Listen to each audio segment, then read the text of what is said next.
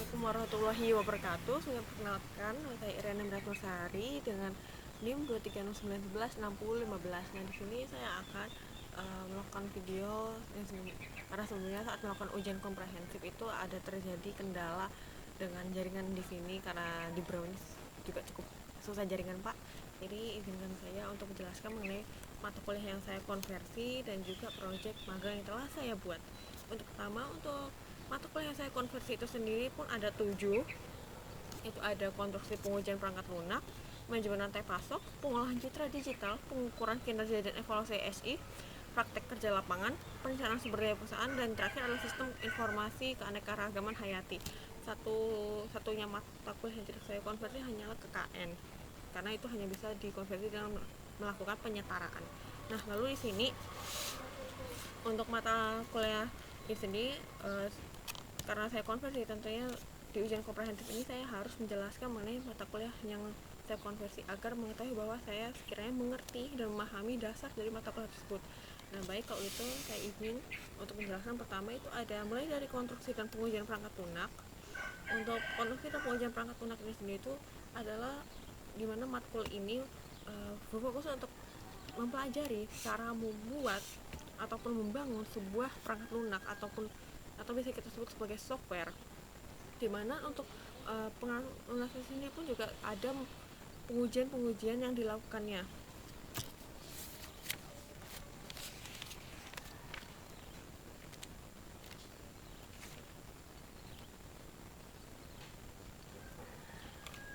Lalu juga untuk di pengujian perangkat lunak ini sendiri pun terdapat kita itu harus membangun perangkat lunak yang bisa stabil, mudah dipelihara, dan juga terdapat pengujian kualitas, dimana dari testing tersebut pun itu ada beberapa hal yang harus ditemukan. Pertama itu menemukan bug, memastikan kualitas, sama meningkatkan keandalan. Misalnya nih, dalam waktu testing ternyata masih ada bug-bug kecil.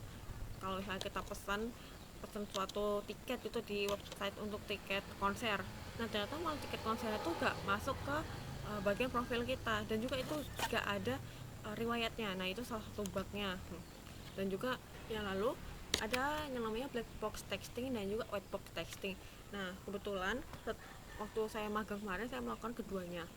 Untuk black box texting itu sendiri adalah testing dimana kita melakukan melalui website tersebut. Jadi kita nggak ada melalui inspeksi terhadap kode-kode ataupun codingan dalam website ataupun aplikasi yang telah dibuat. Jadi kita fokus kepada antar muka pengguna. Jadi kayak UI-nya ataupun UX-nya, user experience-nya, itu adalah black box texting.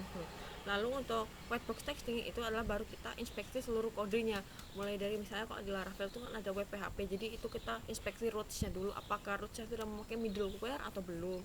Dan juga kita juga inspeksi bagian controllernya, apakah controllernya itu rapi dan tertata, atau mungkin adakah codingan yang memang masih belum clean code seperti itu. Baik, lalu untuk manajemen rantai pasok dan hubungan pelanggan itu adalah mata kuliah yang mempelajari bagaimana hubungan antara customer dan juga barang ataupun jasa yang mereka beli ataupun pesan.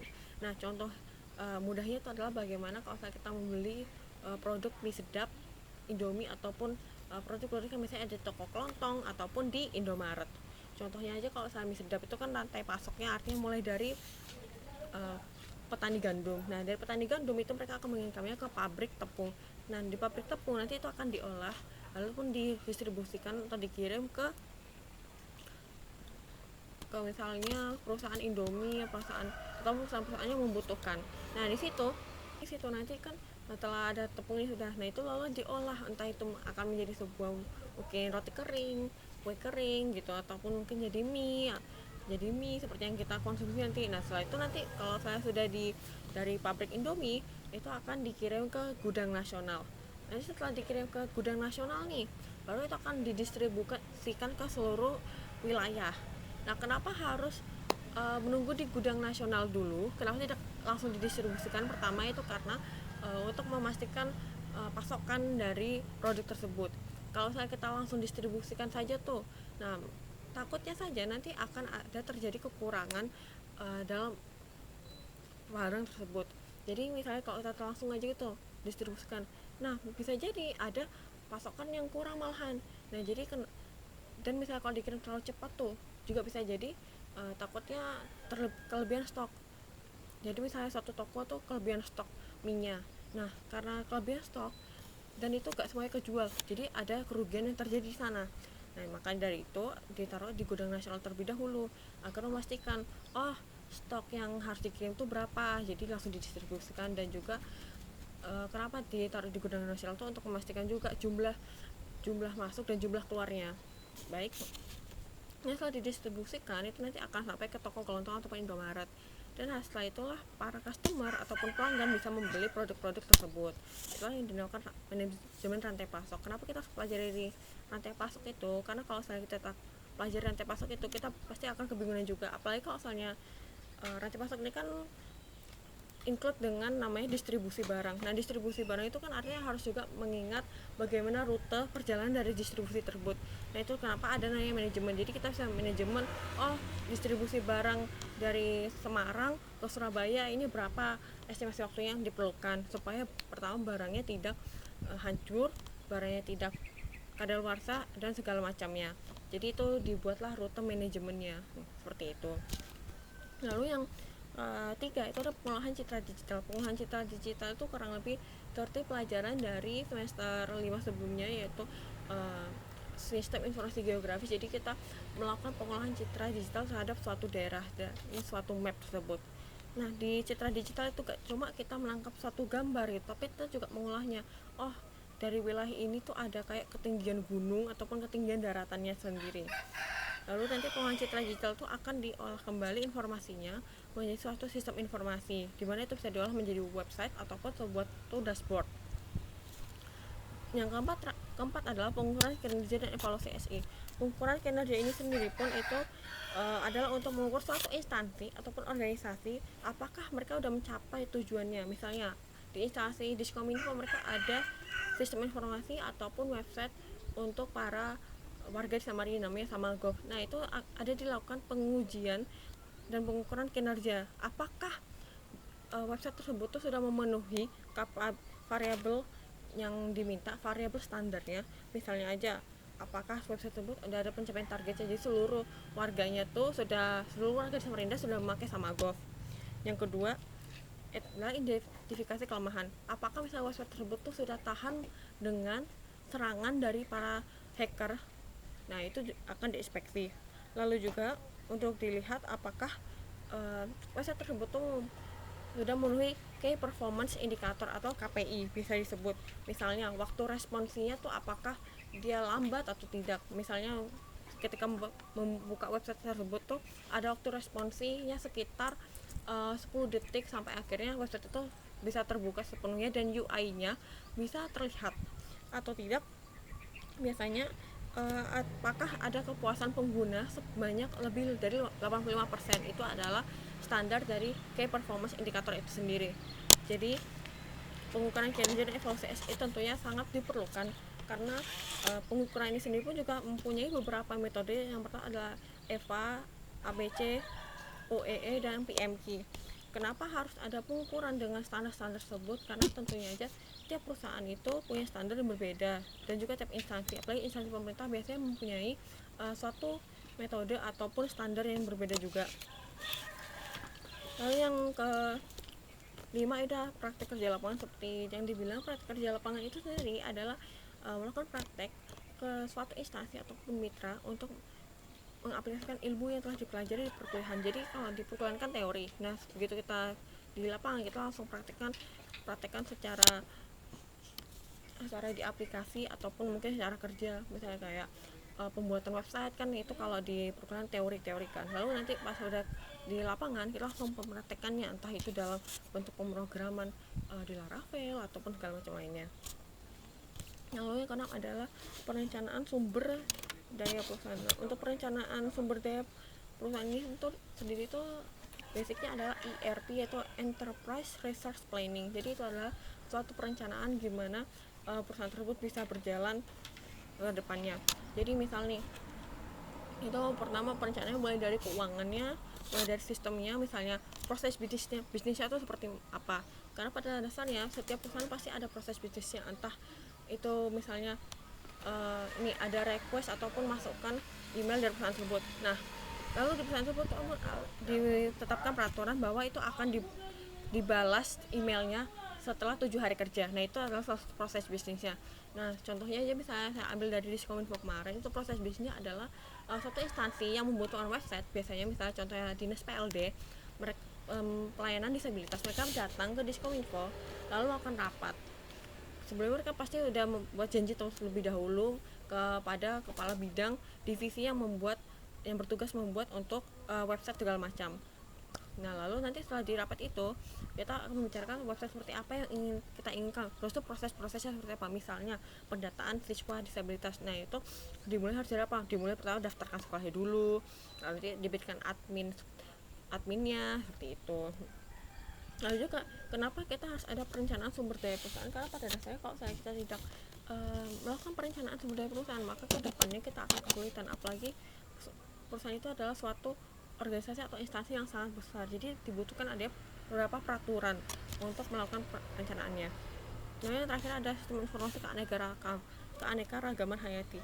Pada dasarnya sistem informasi keanekaragaman hayati ini sendiri adalah suatu mata kuliah untuk mempelajari biodiversitas ataupun keanekaragaman hayati dari flora maupun fauna yang ada. Nah, contohnya aja kita mempelajari misalnya keanekaragaman hayati yang ada di Kalimantan.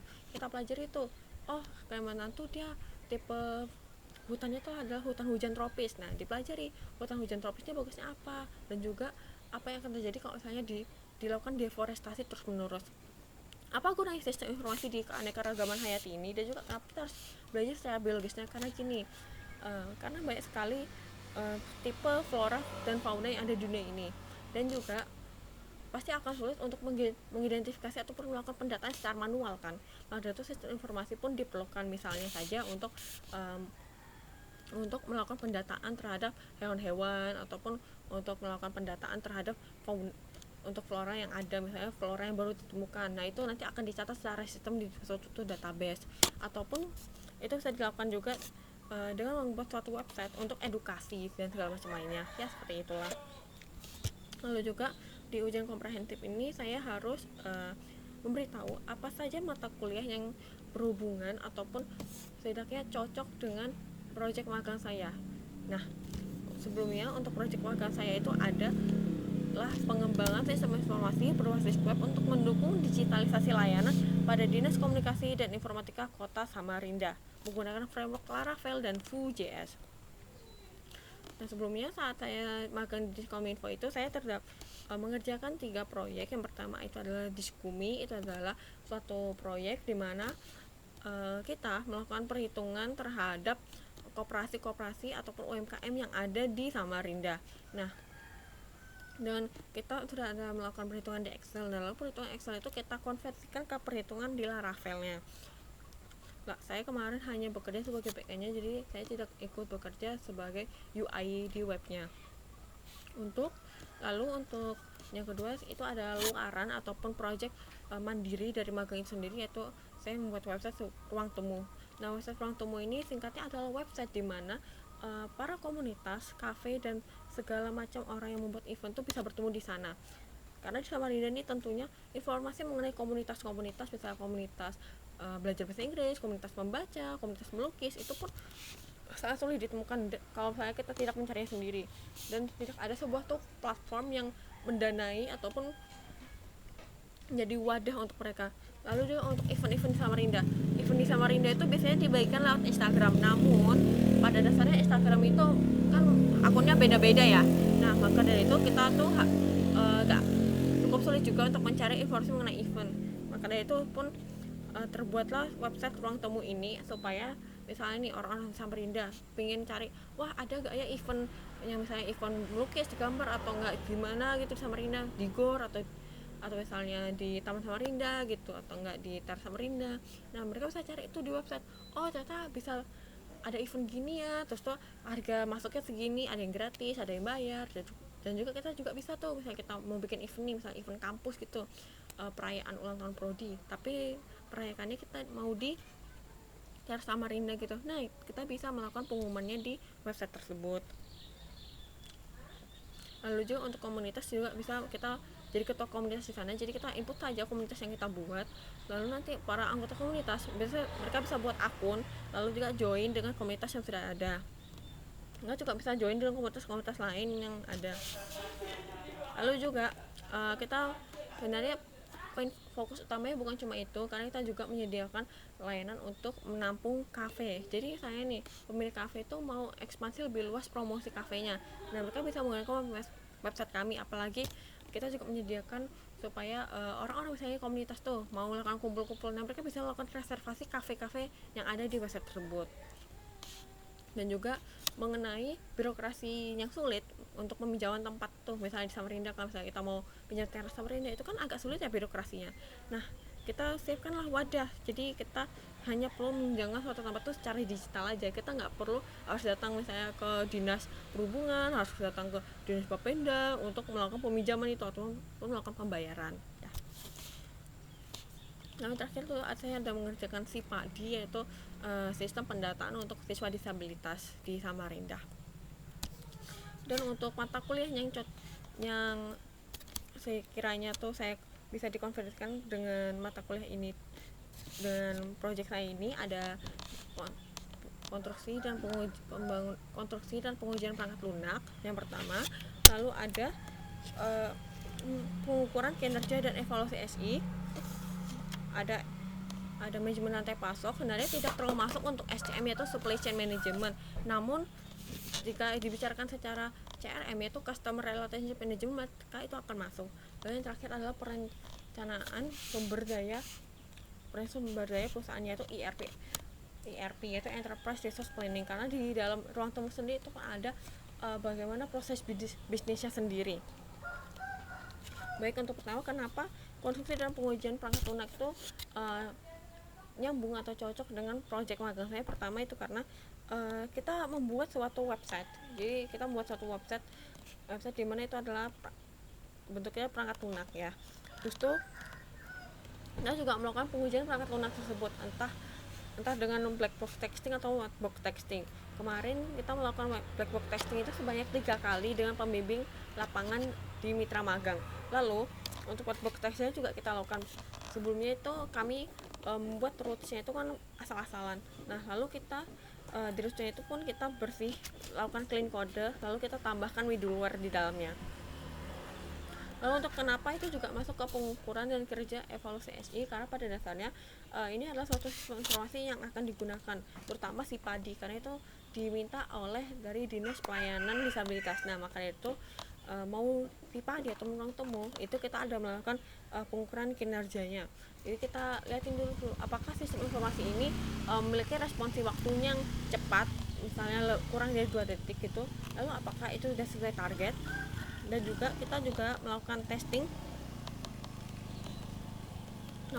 kita melihat berdasarkan evaluasinya itu, ternyata ada berapa misalnya tuh UI-nya yang kurang cocok, jadi UI-nya yang tidak setara, misalnya ada buttonnya yang bentuknya kotak tapi ada juga yang bentuknya seperti lonjong. Nah, itu berapa evaluasi yang kemarin tempat dilakukan. Lalu juga untuk customer relationship management, kenapa masuk juga ini sedikit masuk ke rantai pasok, yaitu customer relationship management, karena pada saat di ruang temu itu kita ada prosesnya, mulai dari misalnya tuh user yang ingin melakukan peminjaman tempat. Itu artinya kan mereka harus melihat dulu tempat lokasi public space yang ada di ruang temu. Lalu setelah itu mereka melakukan pemesanan dan pembayaran dalam sana. Lalu kita harus menunggu untuk di-approve oleh sang admin. Nah, jadi ruang temu itu juga ada 3 role, super admin, dan juga user biasa. Lalu di super admin ini sudah pasti kita yang pemegang dalam membuat aplikasi. Nah, admin ini bisa dari para orang-orang yang mempunyai public space, misalnya tuh kalau Teras Samarinda kan biasanya harus izin ke dinas perhubungan atau tidak ke Bapenda ya kalau misalnya mau melakukan pembayaran. Nah, itu bisa jadi dari 2 orang dinas di sana tuh jadi adminnya untuk melakukan approving, dan nanti pembayarannya akan langsung masuk juga ke kantong sana. Nah, karena itulah ada hubungan customer dan juga dengan mitra ruang temu yang terjadi. Lalu yang terakhir itu ada perencanaan sumber daya perusahaan, karena pada dasarnya waktu awal-awal dibaca ruang tunggu ini itu juga dipikirkan supaya ruang tunggu ini misalnya nanti akan dijual kepada suatu perusahaan yang mau. Nah, jadi kita ada menerapkan enterprise resource planning di sana. Jadi kita menerapkan bagaimana proses bisnisnya yang terjadi dan bagaimana misal nanti suatu hari nanti akan dibeli, misalnya aplikasi ini dibeli. Nah, jika aplikasi ini dibeli, tentunya pasti perusahaan tersebut akan jadi adminnya. Lalu kita sekiranya menjadi super adminnya. Jadi kita masih menjadi orang yang menjadi maintenance-nya, seperti itu. Mungkin sekian untuk penjelasan dari project magang saya, dan juga sekian dari ujian komprehensif yang dilakukan. Selebihnya saya mohon maaf. Wassalamualaikum warahmatullahi wabarakatuh.